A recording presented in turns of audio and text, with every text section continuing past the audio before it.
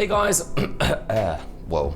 Hey guys, what's up? Hope you are good. In this video, we're going to be taking a look at the Redmi Note 10. This is a brand new phone from the Xiaomi-backed company or brand Redmi. The phone has just been released. I managed to get a hold of it. I've also got the Redmi Note 10 Pro coming, but this came first. So in this video, we're going to be unboxing this phone. We're going to take a look at the specs. I'm going to give you a full walkthrough. We'll download some games, use the cameras a little bit, and just have a general look at how good this phone might be before I do a full review. The Redmi Note range is, in my opinion, one of the best value phone ranges for the past few years, really. A couple of years ago, I had the Redmi Note 6 and 7 Pro, and they were really good and they lasted me a few years. So I'm really excited to test out the Redmi Note 10 and the Redmi Note 10 Pro. This seems to be quite a big upgrade compared to the last version. They've definitely worked on some of the internal hardware, and the cameras are supposed to be pretty good. The Pro version is supposed to have amazing cameras, but first let's check out the Redmi Note 10. It's the cheaper of the two. It's actually really good value for money. But let's open it up, let's unbox it, and let's take a look at the specs and what it can do. Let's go.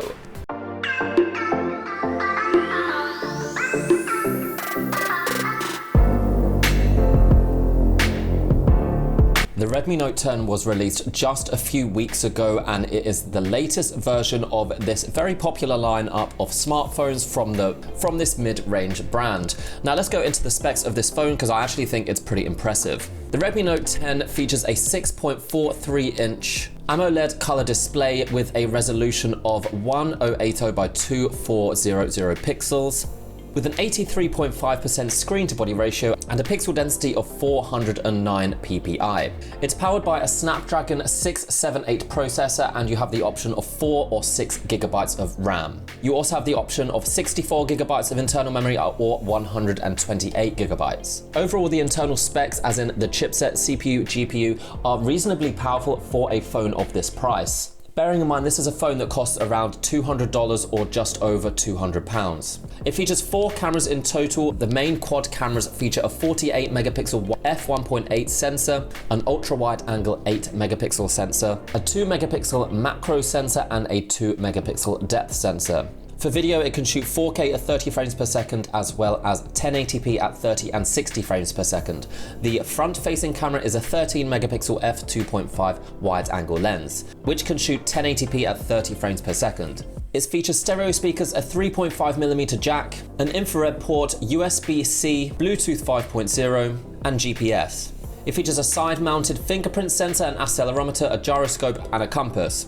The battery is 5000 mAh, featuring fast charging, which you'll get 50% battery in around 25 minutes. I find these specs pretty impressive. The cameras seem to be pretty impressive. They don't use the cheapest sensors, so hopefully the cameras will prove to be really good value for money for a phone of this price. The Snapdragon 678 is a fairly new processor, and it is essentially designed for a upgraded experience but in a lower budget phone, and I think this is one of the first phones to use this processor. While it is nowhere near the most powerful processor available, it should allow you to play the latest games at reasonably high quality settings, near to the top in some cases. Taking a quick look at the design of the phone, this is again one of its strong points. Redmi always seem to produce really high quality phones that look way more expensive than they actually are. This is a particularly great looking phone. I got this kind of green blue color, which I think looks amazing. I can't actually tell whether the case is plastic or whether it's glass. Either it's a very strong plastic or is glass, but I mean, it looks really good. The phone is 8.3 millimeters thick, so it's not the thinnest, but again, not the thickest. It does feature that microphone jack and a USB port, so that is going to add a little bit more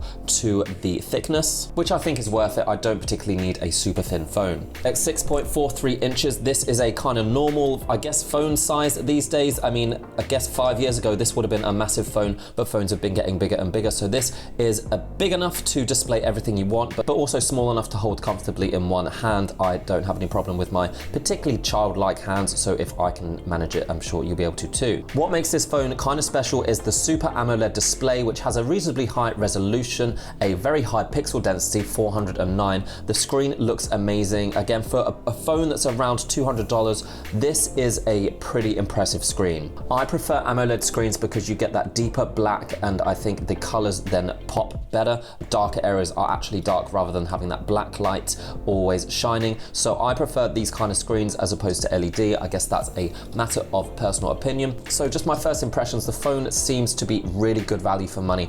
I really like the screen. I think it's one of the best screens at this price range. I did go out and test the cameras. I took a few shots and they are looking pretty impressive.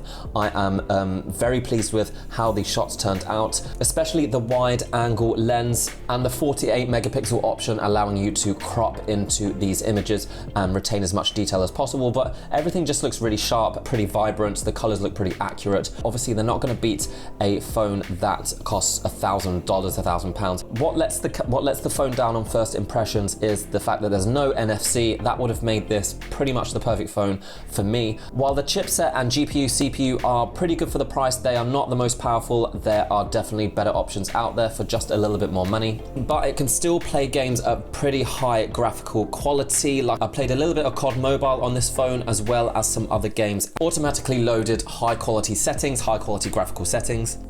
So clearly it can handle itself when it comes to the latest, most advanced games. I will obviously be testing this out a little bit more. I will be playing some games over the next week to see if there's any issues with the battery life, if there's any issues with the refresh rate, if the refresh rate could be better. I will be testing this as a gaming device in a separate video, so subscribe if you want to see how good the Redmi Note 10 is as a gaming option. Before I go, I should mention that there is also the Redmi Note 10 Pro, which I've mentioned I am getting. This is a slightly different phone. It has better camera technology as well as some other extra features added on. It is obviously more expensive. I will be testing this phone as well. I'll compare the two and I'll be reviewing the Redmi Note 10 Pro separately, so stay tuned for that phone. But right now my first impressions are pretty positive. Not much to complain about, but you never know until you've used it for at least a couple days. I will see you then for a full review. Let me know what you think of this phone so far. Do you think it is good value for money? Is there anything else out there that I've missed? But until next time guys, I will see you around. Bye.